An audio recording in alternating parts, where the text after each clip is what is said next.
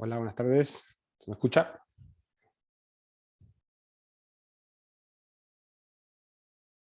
Buenas tardes. Perfecto. Hola, Ernesto. Gracias. Buenas Bueno, tardes. Hola, buenas tardes. buenas tardes. A ver un segundito porque tengo la luz de atrás y es un poco incómodo para ustedes.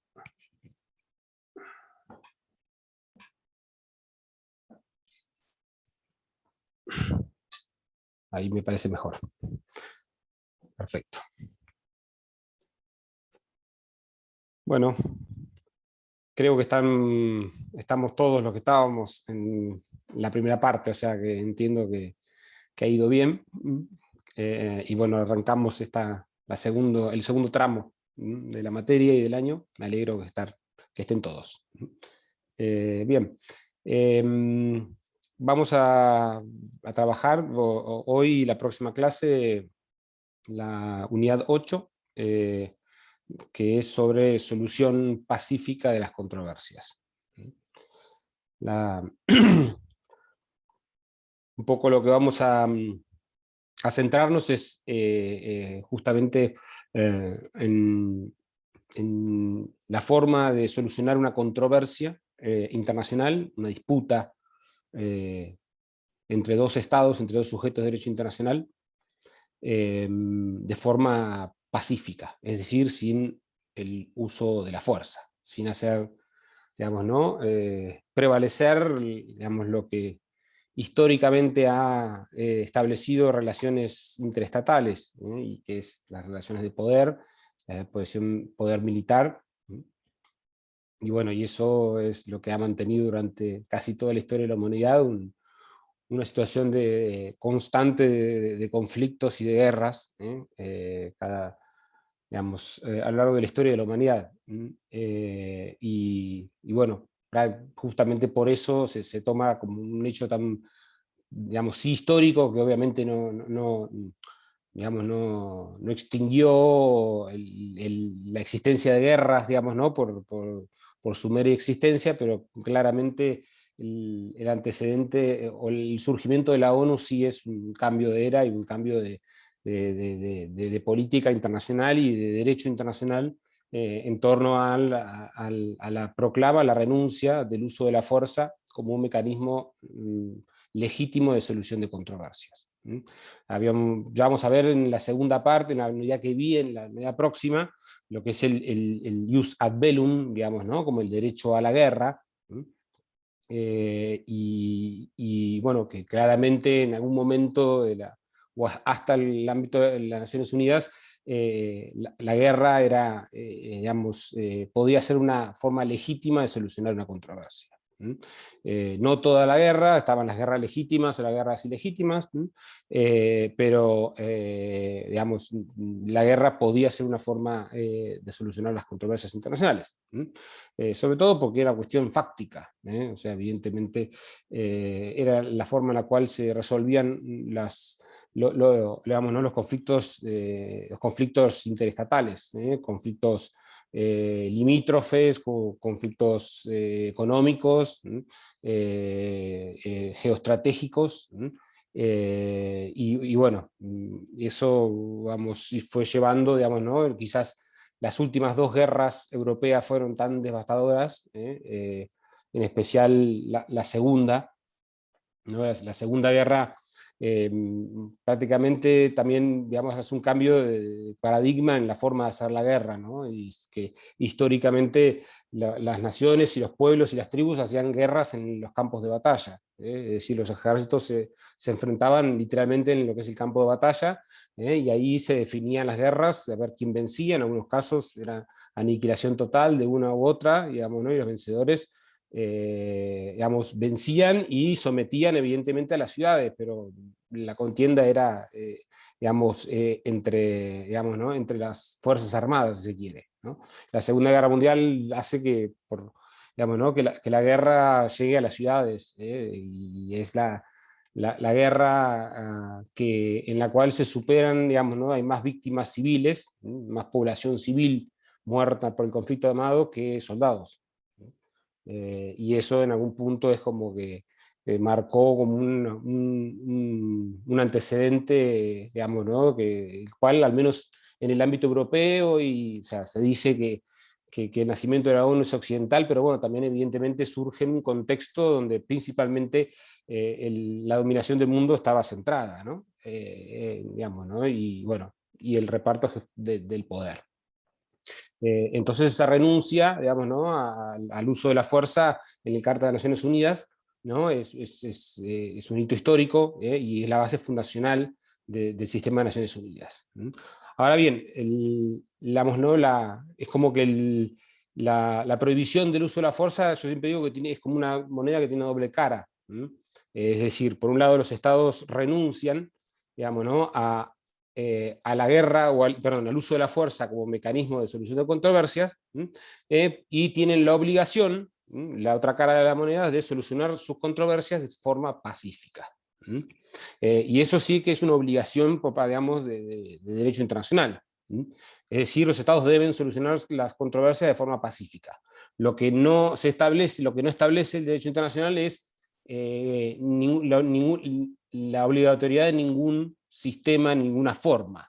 No hay obligatoriedad de que los estados tengan que solucionar la controversia de una u otra determinada forma, en la medida en que lo hagan de forma pacífica, estarían cumpliendo con el derecho internacional. No obstante, digamos, un poco de los usos y costumbres, lo que se han ido desarrollando de forma previa y post Naciones Unidas, esto, digamos, ¿no? Evidentemente digamos, la ONU, la Carta de la ONU marca el fin del uso de la fuerza, pero previamente al surgimiento de Naciones Unidas ya había habido, digamos, ¿no? Como intentos de la comunidad internacional de establecer sistemas alternativos a los conflictos, digamos, ¿no? a los sistemas pacíficos de solución de controversias.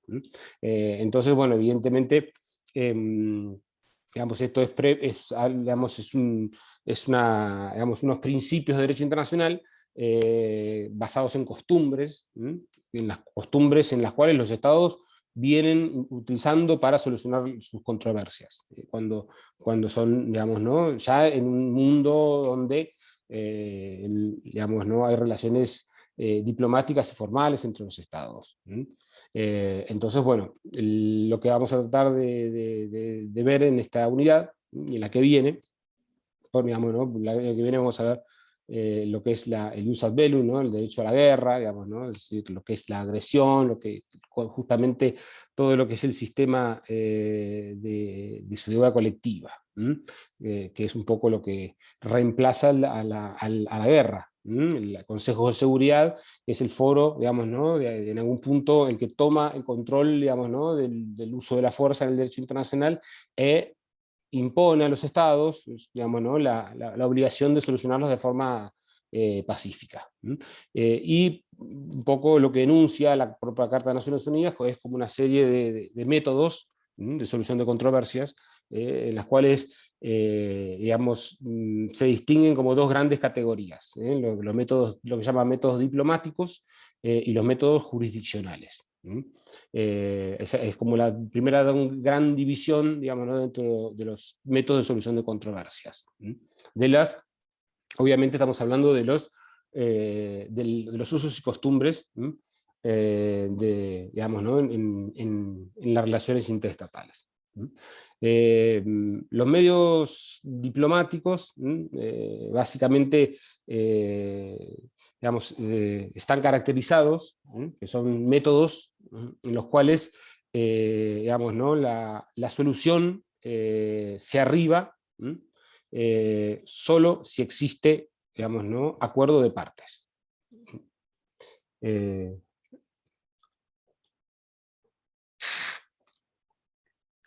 Entonces, esa intervención, esos métodos, digamos, digamos se llaman diplomáticos porque la solución, digamos, depende del acuerdo de partes. Ahora luego lo van a ir entendiendo cuando vayamos desarrollando cada uno de ellos. A ver, un segundito, que tengo que desactivar notificaciones, si no, tengo muy alto el volumen.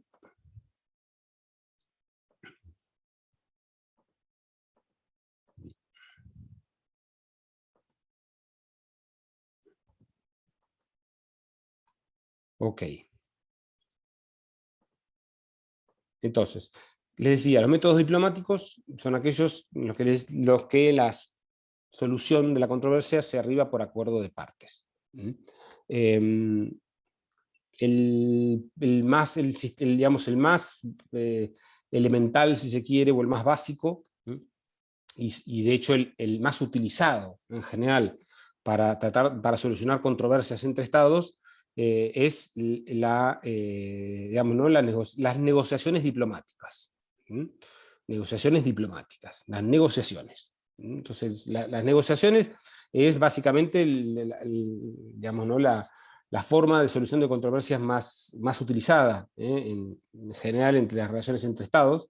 Y es decir, cuando existen desacuerdos entre estados, es a través de los servicios diplomáticos, justamente lo que se intenta es digamos, ¿no? utilizar estos emisarios como para a veces ir generando, digamos, ¿no? Puntos de acuerdo entre las partes y solucionarlo por vía diplomática. Eso, digamos, ¿no? Por eso a veces cuando digamos, ¿no? existe un conflicto entre estados, digamos, ¿no? se toma como un punto de inflexión, digamos, ¿no? cuando el Estado digamos, ¿no? retira su delegación diplomática del Estado. Cuando hay digamos, una situación de conflicto entre los estados y ese conflicto ya en un momento digamos, ¿no? Escala, digamos, ¿no? Cuando un Estado retira su delegación diplomática es porque evidentemente esa controversia no se ha podido resolver por vía diplomática. Que es, repito, la forma en la cual digamos, ¿no? Se solucionan la inmensa mayoría de las controversias entre Estados. Pero a veces sucede cuando hay conflictos que a veces escalan, digamos, ¿no? Y comienzan justamente por el retiro de los embajadores y de las delegaciones diplomáticas en los respectivos países. Eso también es una forma simbólica de abandonar, digamos, ¿no? el Estado, digamos, ¿no? y decir, bueno, renunciamos o hemos roto, se llama romper relaciones diplomáticas, ¿no? Los Estados formalmente rompen relaciones diplomáticas y eso implica que el método básico, digamos, o el más institucionalizado, si se quiere, porque es la forma, digamos, ¿no? más idónea justamente de resolver los conflictos, donde todo el tiempo surgen, a veces son conflictos bueno, son conflictos graves, pueden ser hasta un conflicto entre un arancel, digamos, ¿no? Aduanero, digamos, ¿no? Y bueno, ahora vamos a ver justamente que digamos, mucho de esto se empieza a canalizar también, inclusive a través de métodos más institucionalizados como el arbitraje o la solución jurisdiccional. Pero ya vamos a llegar a eso.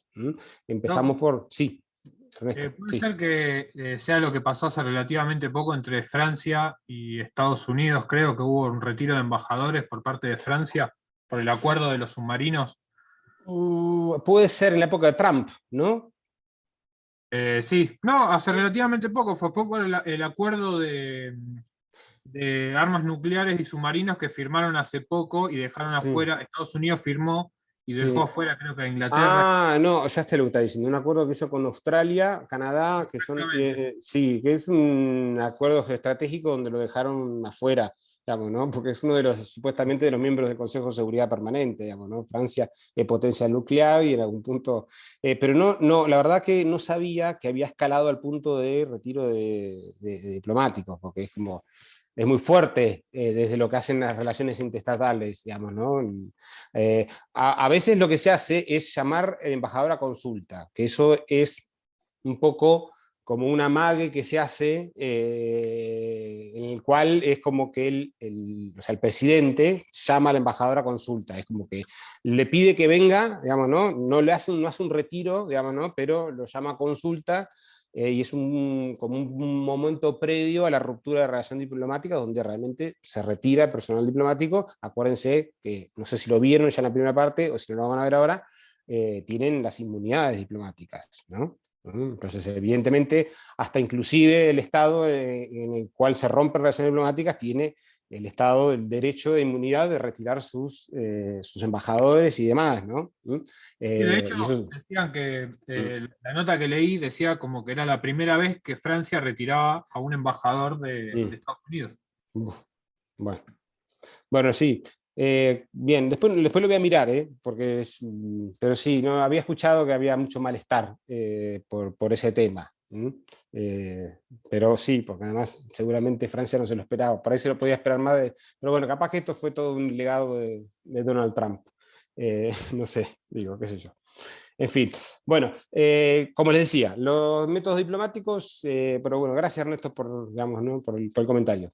Y digamos, se pasa, digamos, ¿no? Digamos, ¿no? al segundo escalón, digamos, ¿no? de lo que son los métodos, que es lo que se denomina como los buenos oficios. Los buenos oficios. Los buenos oficios, en realidad, lo que tiene aquí, digamos, ¿no? digamos, de diferente de las negociaciones diplomáticas es que aquí los buenos oficios interviene un tercero. Aquí ya empieza a intervenir una tercera persona, alguien que es ajeno a esa controversia, a una persona neutral. Eso puede ser una persona física, o puede ser una institución, o puede ser un Estado.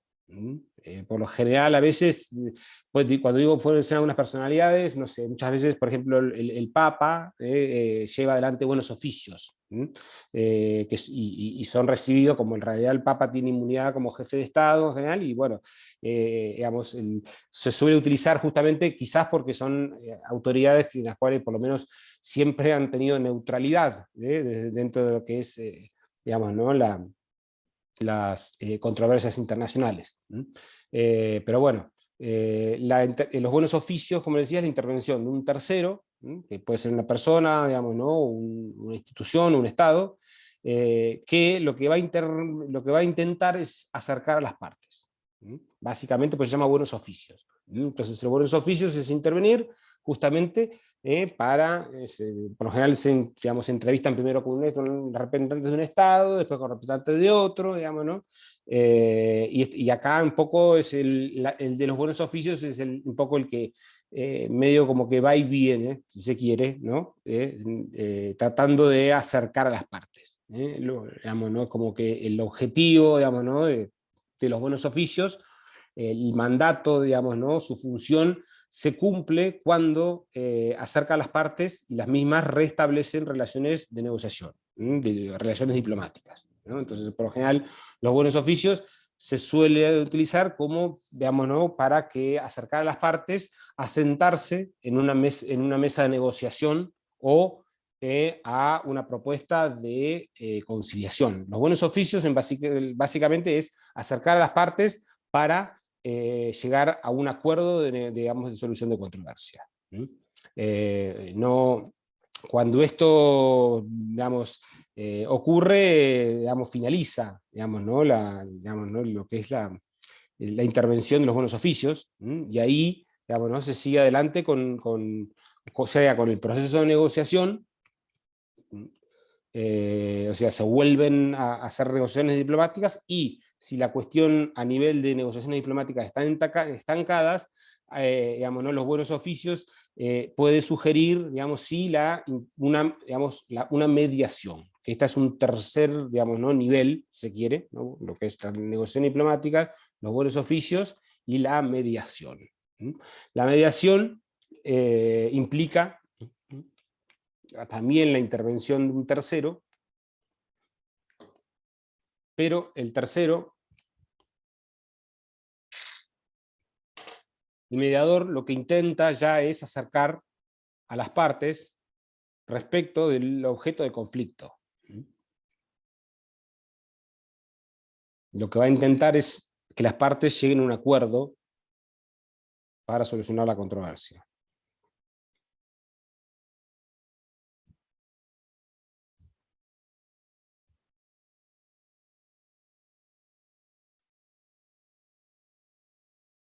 El mediador, en algún punto, digamos, no emite una opinión sobre la cuestión, sino simplemente lo que intenta es mediar entre las partes, acercar las posiciones para llegar a un acuerdo. Aquí, a diferencia de los buenos oficios, el mandato, digamos, ¿no? O el mediador, digamos, ¿no? Como que cumple su función o cesa su función cuando las partes llegan a un acuerdo. Un acuerdo en el cual se resuelve la controversia. Un acuerdo, obviamente, cuando las partes llegan a un acuerdo de una controversia, por intervención justamente de este tipo de mediación o de conciliación, digamos, la misma se rubrica por lo general a través de un tratado internacional. Por lo general es a través de un tratado que las partes deciden los términos de un acuerdo pacífico. Argentina lo ha hecho inclusive también en tratados de paz y amistad con Chile, digamos, ¿no? Donde en algún punto se solucionan un montón de controversias. El tratado en algún punto deja abierta un par que luego fueron resueltas. La del canal de Beagle, una de esas, la de Laguna del Desierto, otra, digamos, ¿no? Pero bueno, con algunas controversias que en algún punto llegó obviamente a retirada digamos, de relaciones diplomáticas. Bueno, de hecho, nosotros, Argentina tiene historia de haber entrado en conflicto armado, ¿no? En guerra con otro Estado, ¿no? Digamos, ustedes son jóvenes todos, pero yo era chico, pero bueno, viví, aunque fue muy breve, la guerra en las Malvinas, ¿no? Y eso, bueno, es una forma también ya lo veremos, ¿no? En la próxima clase, cuando hablemos un poco de Jus ad Bellum y demás, y de entender si, digamos, ¿no? El acto digamos, ¿no? argentino fue un acto digamos, justamente de vulneración de la prohibición del uso de la fuerza, o fue un acto legítimo de legítima defensa, ¿no? Esto es un poco a veces lo que sucede cuando hay un conflicto internacional. Según que una de las partes que lo mire, digamos, ¿no? Puede ser una cosa u otra. Pero bueno, no nos adelantemos, ya lo vamos a trabajar eso. Entonces, estamos dentro de los métodos diplomáticos que dijimos. Dentro de esto empezamos por la mediación, la negociación diplomática entre partes. Digo, negociación diplomática a veces, en realidad el método es de negociación. Lo que sucede es que en la inmensa mayoría las negociaciones entre estados son por vías diplomáticas. Pero a veces hay negociadores, los estados negocian, digamos, ¿no? Pueden negociar alguna solución, alguna controversia digamos, ¿no? por la intervención de un negociador. Que no, digamos, que puede ser un empresario del Estado, digamos, ¿no? Es como que a veces la negociación se soluciona justamente a través de acuerdos. Digamos, todos estos métodos, como les decía, justamente se logran cuando hay acuerdo de partes. Cuando las partes están de acuerdo en solucionar la controversia.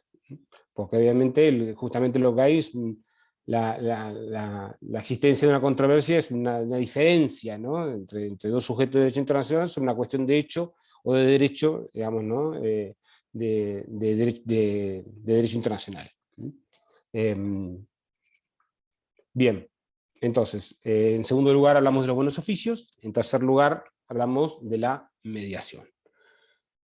En cuarto lugar, hablar también de otro método, que es el denominado de investigación, o de investigación internacional.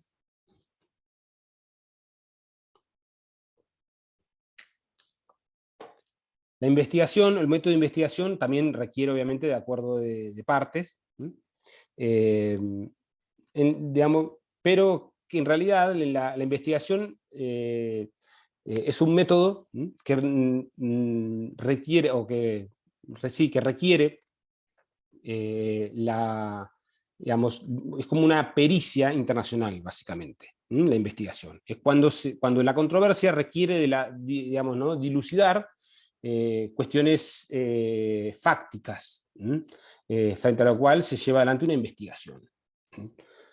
Por ejemplo, esto sucede mucho, o ha sucedido, por ejemplo, en Argentina, en algunos de los conflictos que ha tenido, sobre todo con Chile, y es justamente por la complejidad de la topografía del terreno, para decidir, digamos, tengan en cuenta que el principio que rige el acuerdo de limítrofe entre Argentina y Chile tiene que ver con una línea geográfica que es distinguible, que tiene que ver un poco con siguiendo la línea de lo que son las más altas cumbres, pero a su vez también tiene que ver un poco con lo que son las cuencas, es decir, cómo las aguas se van, digamos, deslizando en deshielo hacia el lado del Pacífico o hacia el lado del Atlántico, ¿no? Y ese, bueno, fue un principio donde la mayor parte, digamos, ¿no? de la inmensa cordillera que tenemos era fácilmente detectable y era como sencillo establecer dónde se pasa el límite. Pero en otros no, y entonces ahí es donde se genera un poco la controversia, porque quizás ahí no es tan fácil, y quizás digamos, ¿no? para solucionar esa controversia o para arrojar luz a esa controversia, lo que se requiere es una investigación, que en este caso, por ejemplo, implicaba con peritos, topógrafos, geógrafos, ¿no? que hacen todo un relevamiento de terreno. Hoy por hoy eso lo hacen los satélites y se solucionaba de una forma mucho más sencilla con la tecnología, hoy hasta con un celular, con Google Earth, uno puede ver este tipo de cuestiones. Pero bueno, por ahí en otros momentos esto implicaba ir a mula o a caballo a hacer todo un relevamiento, ¿no? De hecho, Perito Moreno justamente fue un cartógrafo, un geógrafo argentino que hizo gran parte de todas las pericias, digamos, ¿no? de los límites de Argentina. Así que el glaciar tiene digamos, un merecido nombre. Bien, entonces, la investigación, como les decía, es un método donde hay una intervención de un tercero, que puede ser una persona o un grupo de personas, digamos, las cuales van a llevar adelante una investigación fáctica, que van a averiguar por una cuestión fáctica. A veces puede ser, digamos, ¿no? Sucede en los procedimientos de control de derechos humanos, es cuando a veces se alega en algún estado, digamos, ¿no? Como que situaciones no sé, de violaciones graves y sistemáticas en la población carcelaria y demás. A veces entonces si hay digamos, un conflicto entre estados, a veces lo que se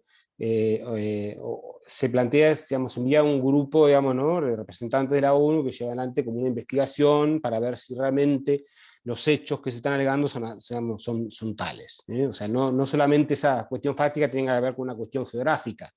Utilicé como dos ejemplos para plantear que a veces lo que se requiere es dilucidar de una cuestión fáctica que después va a determinar lo jurídico.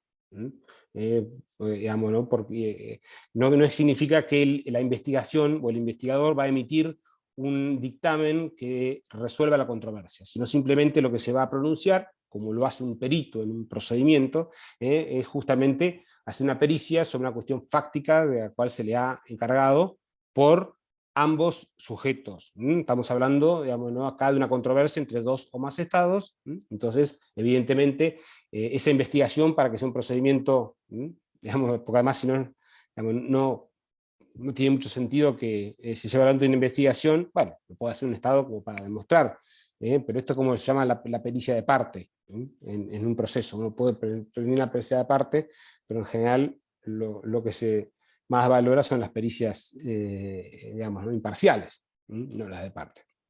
Bien, la investigación y, por último, lo que es la conciliación internacional.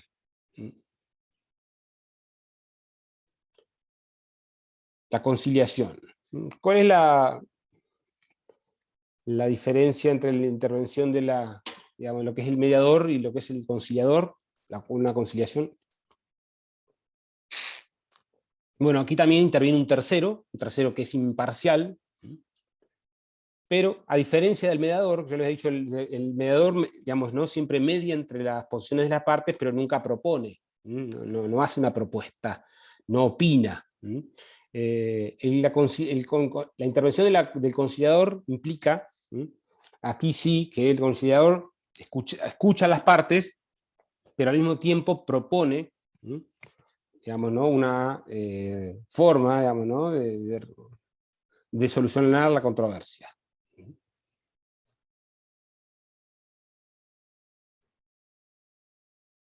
Y obviamente esto digamos, como que resulta, funciona en la medida en la cual las partes estén de acuerdo sobre esa propuesta. Pero el conciliador, como les decía, a diferencia del mediador, interviene, opina, propone, realmente emite en algún punto como algún tipo de opinión sobre cómo deben solucionar esa controversia.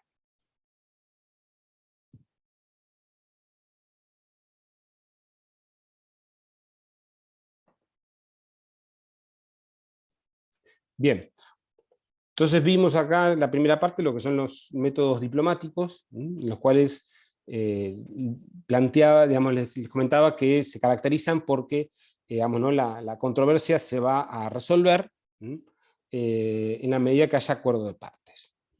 Dentro de los medios diplomáticos distinguimos lo que era la negociación, lo que eran los buenos oficios, lo que era la mediación, la investigación y la conciliación. Y esos son los principales métodos de solución de controversias denominados diplomáticos, es decir, la terminación de un tercero o no, o de partes. Sí, Mariela. Disculpe, Sí. ¿todos están dentro de los métodos diplomáticos? Sí, correcto, todo. Pensé que eran distintas clases, ¿no? Que No, estaban dentro. todos los que hablamos son todos métodos diplomáticos. Bien, La bien. única, digamos, la única diferencia que existe dentro de ellos, básicamente, es que en algunos, por ejemplo, métodos, la negociación en general es directa entre las partes, un Estado con el otro Estado, y ya cuando pasamos a lo que son los buenos oficios, de ahí en adelante ya interviene un tercero, una tercera persona. Que es una tercera persona, puede ser, cuando digo persona, no es persona física necesariamente, sino puede ser un tercer estado. Muchas veces, cuando existe conflictos, y a veces ha sucedido acá en Latinoamérica, y no hace tanto, hubo conflicto entre Ecuador y Perú, fue una tensión en una frontera, con algún tiroteo, algún bombardeo o paso de jurisdicciones militares, y bueno, y ahí creo que el gobierno argentino ofreció, digamos, conciliar, como conciliador, no como conciliador, no como mediador, intervino y se solucionó la cuestión. Pero bueno, como les decía, se caracteriza de que esto, digamos, ¿no? Que la intervención de una tercera persona que digamos, va a intentar de diferentes formas, ya sea los buenos oficios, ya sea el mediador o ya sea el conciliador, es decir, ese tercero interviene en diferente carácter, pero en todos los casos el éxito de la solución de la controversia depende de que las partes estén de acuerdo, se pongan de acuerdo. ¿Por qué hablo tanto esto de que las partes se pongan de acuerdo? Porque esto es justamente lo que distingue a los métodos diplomáticos de lo que llaman los métodos jurisdiccionales. Dentro, digamos, ¿no? Dentro de los métodos diplomáticos, como dijimos, digamos, identificamos 4, ¿no? O 5. Dentro de los métodos jurisdiccionales vamos a distinguir 2. El arbitraje y la solución judicial. El arbitraje internacional y la solución judicial. ¿Por qué se diferencian estos métodos de los diplomáticos? Porque dijimos en una parte que, digamos, ¿no? Que la controversia se soluciona solo si las partes están de acuerdo. Cuando intervienen, digamos, los métodos jurisdiccionales, la controversia se soluciona por lo que dictamina, por lo que decide ese tercero imparcial. Aquí también interviene un tercero imparcial, pero aquí el tercero imparcial interviene resolviendo la controversia de forma vinculante para las partes. Acá la controversia se soluciona porque interviene un tercero con efecto jurídico para las partes. Ya no dependemos de acuerdo de partes para solucionar la controversia, sino que la parte directamente dice, bueno, que lo decida un tercero. Y ambas partes vamos a aceptar esa propuesta o esa resolución como obligatoria para, digamos, para solucionar esta controversia. Estos métodos, como le decía, digamos, son métodos jurídicos, son principalmente el arbitraje y la solución judicial. Ahora, yo digo, en los métodos anteriores les decía que solamente digamos, se llegaban a ellos si había acuerdo de partes. Con los métodos jurisdiccionales también tiene que haber acuerdo de partes, pero acuerdo de partes para someter esa controversia a dicho método determinado. Es decir, las partes tienen que estar de acuerdo en resolver una controversia por medio de un arbitraje, las partes tienen que estar de acuerdo para resolver una controversia por una solución judicial. Es decir, estamos hablando en el ámbito de sujetos de derecho internacional, dijimos que tienen soberanía y que no están obligados a no a someterse a ninguna jurisdicción de forma obligatoria. Es decir, un Estado solamente ingresa, o acepta la intervención de un juez o de una solución judicial o arbitral si si lo acuerda, si lo asiente, si da consentimiento. Obviamente, vamos a ver que el arbitraje, en el ámbito del derecho internacional, curiosamente ha sido históricamente, y aún lo sigue siendo, uno de los métodos más utilizados de resolución de controversias internacionales. Y la razón un poco de por qué el arbitraje tiene tanto éxito en el derecho internacional como método jurisdiccional, y tiene que ver un poco justamente con lo que le caracteriza al método arbitral como solución de controversia internacional, y es su carácter ad hoc, como se dice, ¿no? Para el caso. La solución arbitral, se constituye, tanto lo que la decisión de quiénes van a ser los árbitros, como sobre qué van a fallar los árbitros, depende, se resuelve para el caso concreto. Es decir, las partes tienen una controversia, y cuando deciden resolverla por método arbitral, lo que hacen es acuerdan o crean un tribunal arbitral, o en general ha habido arbitrajes unipersonales, ha habido en historia, en algunos que se estudian en el derecho internacional, ¿no? Max Huber, Fitzmaurice han sido árbitros que han resuelto controversias internacionales de forma individual. Pero por lo general, la mayoría de los órganos jurisdiccionales que intervienen para resolver una controversia internacional suelen ser colegiados, y suelen tener entre 7 y 11 miembros. Se intenta, muchas veces de que tengan una cierta pluralidad, pero eso en el ámbito más jurisdiccional. En el ámbito arbitral, a veces, justamente por una cuestión de practicidad, se hace un tribunal de 3 miembros, ¿no? Siempre lo importante es que sea impar.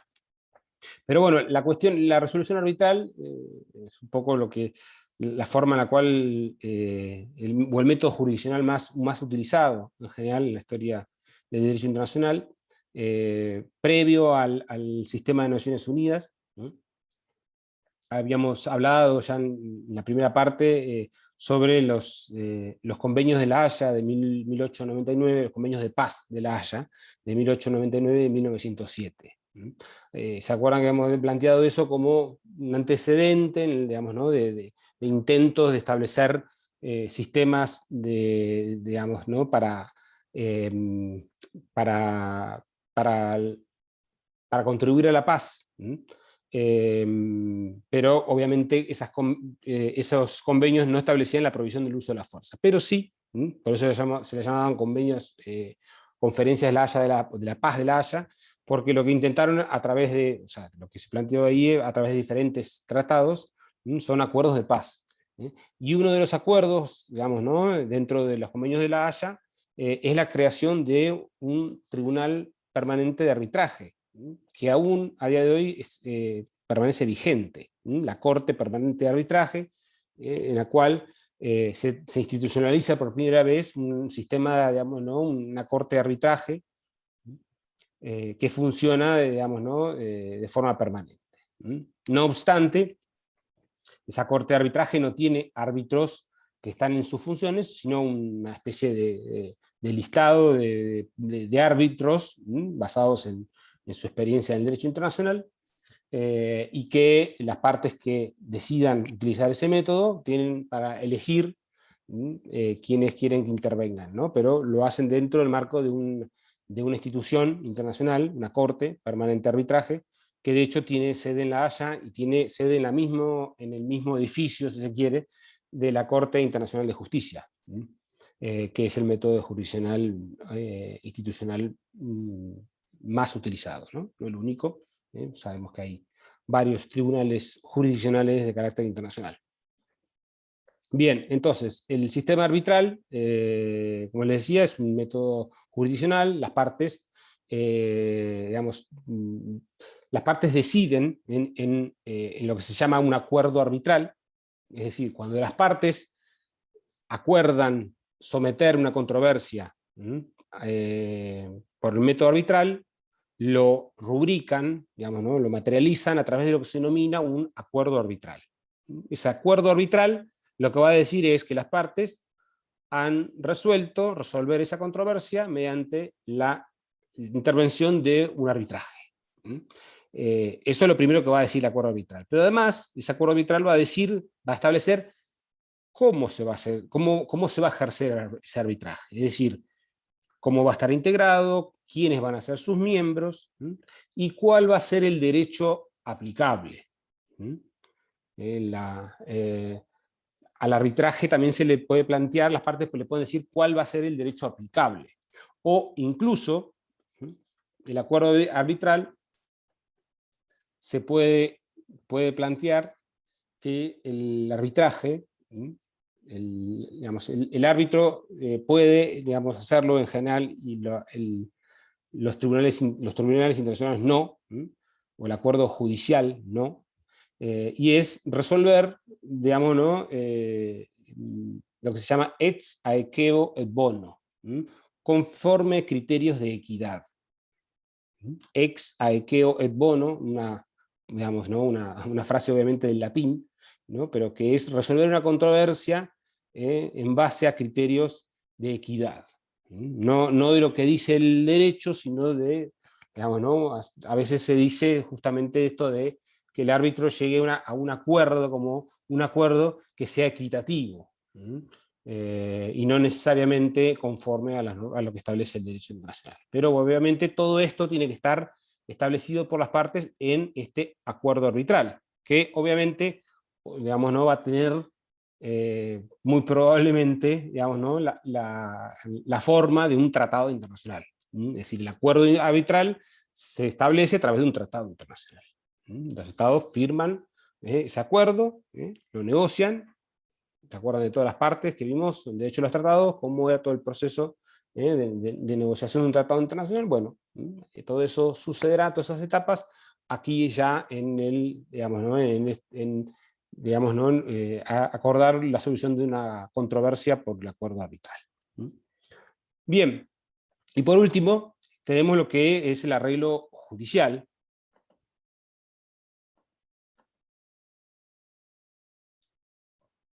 El primer antecedente es la creación del Tribunal Permanente de Justicia, que fue creado por digamos, ¿no?, la Sociedad de las Naciones. Intervino, digamos, brevemente, digamos, durante, digamos, el periodo de vigencia de la creación de la Liga de las Naciones y la irrupción de la Segunda Guerra Mundial, que fue, digamos, ¿no?, el breve periodo de vigencia de la Liga de las Naciones, de la Sociedad de las Naciones, ¿no? Pero bueno, desde ese Tribunal Permanente de Justicia sí hay algunos fallos, que obviamente son interpretación del derecho internacional, y de hecho algunos se estudian, y además, digamos, ¿no?, como que la Carta de la ONU cuando crea la Corte Internacional de Justicia, la actual digamos, órgano jurisdiccional propuesto por la ONU, la Corte Internacional de Justicia, que sabemos que es un órgano principal de Naciones Unidas. Es uno de los órganos principales dentro de la estructura de la ONU, tiene el mismo rango que el Consejo de Seguridad, que la Asamblea General, que la Secretaría General, porque es un órgano principal de Naciones Unidas. Lo que pasa es que es un órgano principal de Naciones Unidas al cual las partes solamente someterán sus controversias mediante acuerdo. Es decir, sabemos que, según lo que establece la Carta de Naciones Unidas, cuando el Estado ratifica la Carta de Naciones Unidas, a su vez, viene con la aceptación del estatuto de la Corte Internacional de Justicia. Entonces el Estado sí está obligado a respetar el estatuto de la Corte Internacional de Justicia, pero lo que no están obligados ninguno de los Estados es a resolver su controversia por arreglo judicial. Es decir, la propia Carta de Naciones Unidas, la clase que viene nos vamos a detener un poquito sobre lo que es el funcionamiento de la Corte Internacional de Justicia, pero hoy vamos a ir cerrando la clase, justamente dando las características básicas, principales de lo que es un arreglo judicial, o un sistema de arreglo judicial. A diferencia del sistema arbitral, justamente aquí lo que se caracteriza es que es un órgano permanente en el cual sus jueces se encuentran en función. Es decir, si hoy por hoy, si dos partes hoy por hoy quieren someter una controversia ante la Corte Internacional de Justicia, las partes no van a poder elegir a los miembros, porque los miembros ya están designados, están en funciones, son los que hay. Obviamente que el Estado justamente aquí siempre da su acuerdo o no de someter la controversia, y a veces, lo valora según, la conveniencia, según los perfiles de los jueces. Pero en general, la evaluación de la conveniencia o no del arreglo judicial depende siempre, obviamente, del Estado, si tiene las de perder o las tiene de ganar. Pero bien, el sistema, el arreglo judicial, la casa que viene lo vamos a ver claramente con la Corte Internacional de Justicia, pero la intervención de un tribunal internacional implica necesariamente el acuerdo de las partes de someter esa controversia o de aceptar la jurisdicción del tribunal, de ese tribunal, para solucionar la controversia. Esa puede ser, obviamente, de forma específica para el caso concreto, la aceptación de la jurisdicción, o a veces puede ser general, es decir, un Estado puede aceptar bajo condiciones de reciprocidad, lo vamos a ver la clase que viene. Hay algunos Estados que dicen que aceptan, bajo condiciones de reciprocidad, solucionar sus controversias internacionales, por medio del Tribunal Internacional de Justicia. Obviamente, ante condiciones de reciprocidad significa que siempre y cuando el otro Estado también, lo haya aceptado de la misma forma. Pero también lo vamos a ver la clase que viene, y es que a veces esa aceptación de la intervención del órgano jurisdiccional se establece en una cláusula en algún tratado internacional. Pero lo cierto es que la intervención de un tribunal internacional implica que la parte, el Estado, las partes en la controversia, en algún punto han aceptado su jurisdicción. Tanto el acuerdo arbitral, lo vamos a reiterar la clase que viene, tanto el acuerdo arbitral como la solución judicial, lo que resuelve el arbitraje, lo que resuelve, se denomina un laudo, es decir, la forma en la cual se emite opinión, que es vinculante, o sea, esa opinión sobre cómo se soluciona jurídicamente esa controversia, es vinculante para las partes. Cuando lo hace un acuerdo arbitral se denomina laudo, y cuando lo hace un órgano jurisdiccional, un tribunal internacional, se denomina sentencia. Hay una sentencia, es decir, una opinión, digamos, un dictamen, que además tiene que tener ciertas formalidades, lo sabemos ya en el ámbito del derecho interno. Un juez también interviene y cierra justamente el proceso a través de una sentencia. Entonces sabemos que la sentencia tiene en el ámbito interno, la diferencia justamente del ámbito interno al derecho internacional, y es que la jurisdicción es obligatoria, es decir, estamos todos vinculados justamente por el principio de juez natural. Entonces, si yo te demando, no puedo decir no, yo a la justicia no voy. Estoy obligado, o sea, puedo no ir, pero en todo caso me declararán en rebeldía, lo que se denomina procesalmente. Uno, si no quiere, no va, pero no le conviene no ir, porque la controversia se va a resolver y de forma vinculante para las partes. Entonces, por eso, la solución judicial, digamos, ¿no?, es siempre digamos, ¿no?, como la que intentan los estados no tener que llegar, porque quedaría muy mal. Digamos, ¿no?, el Consejo de Seguridad no tiene ni capacidad ni intención de ser el ejecutor de las sentencias de la Corte Internacional de Justicia.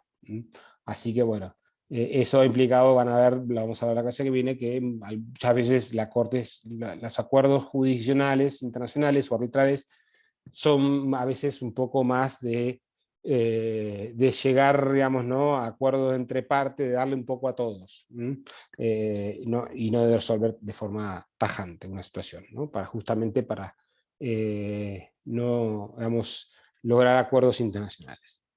Bueno, dejamos acá, nos vemos en 15 días y cerramos ya este tema y arrancamos con la unidad que viene. ¿Ok? Perfecto, muchas gracias. ¿Listo? Gracias por la paciencia, chao, chao. Hasta Buenas luego. tardes. Adiós.